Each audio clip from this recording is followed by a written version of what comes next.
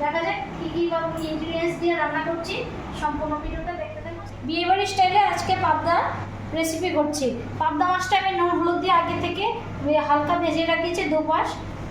এখানে দুটো মিডিয়াম সাইজের টমেটো পিউরি নিয়েছি। এখানে সর্ষা পোস্ত 2 চামচ সর্ষা, 1 চামচ পোস্ত আর 4-5টা কাজু বাদাম নিয়েছি।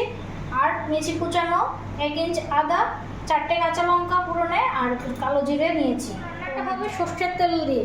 2 টিস্পুন সর্ষের তেল আমি কড়াইয়ে ঢেলে নিচ্ছি। এটা গরম হয়ে গেছে। প্রথমে কালো জিরে ফোড়ন দিয়ে দিয়েছি। 1 টেবিল চামচ কালো জিরে ফোড়ন দিয়ে ওটা দেওয়ার পর সাথে সাথে আদা কুচানোটা দিয়ে দেবো। আদা আর একটু হালকা ভাজা হয়ে গেলে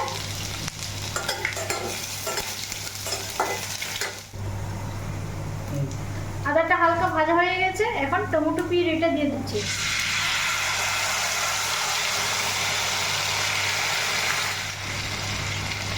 টমেটো পিউরিটা 2 মিনিট ভেজে কষিয়ে নেব কাঁচা গন্ধটা চলে যাওয়ার জন্য।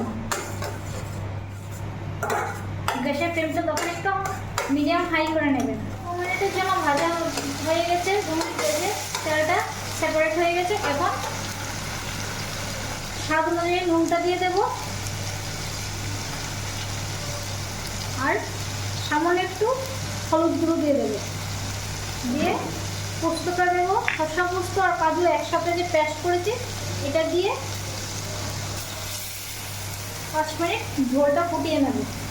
তবে এটা কিছুক্ষণ বাদে বাদে নাড়তে থাকবে, কারণ কাজু বাদাম পেস্ট দেওয়া আছে, নিচে দিয়ে লেগে যেতে পারে তার জন্য। এখন নর্মাল টেম্পারেচারে আমি 1 বাটি জল দিয়ে দেবো, দিয়ে ফুটিয়ে নেব।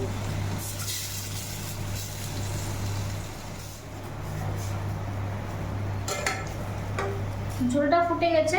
এখন মাছগুলো দিয়ে একটু কাঁচা লঙ্কা আর উপর দিকে একটু সরষের তেল দিয়ে দিলে আমাদের পাবদার রেসিপি রেডি।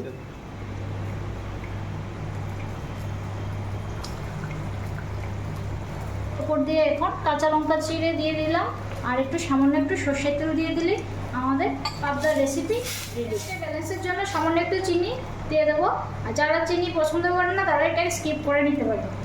1 টেবিল স্পুন আমি উপর দিয়ে কাঁচা সরষের তেল ছড়িয়ে দিয়ে দিলেই রেডি আমাদের পাবদার রেসিপি।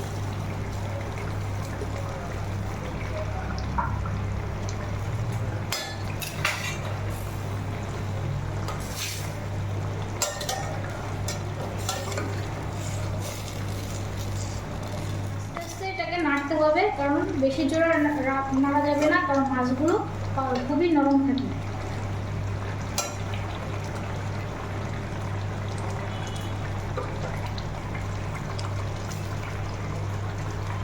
সর্ষে পাবদা রেডি। কিরকম হয়েছে আপনারা বাড়িতে ট্রাই করে অবশ্যই কমেন্টে জানাবেন।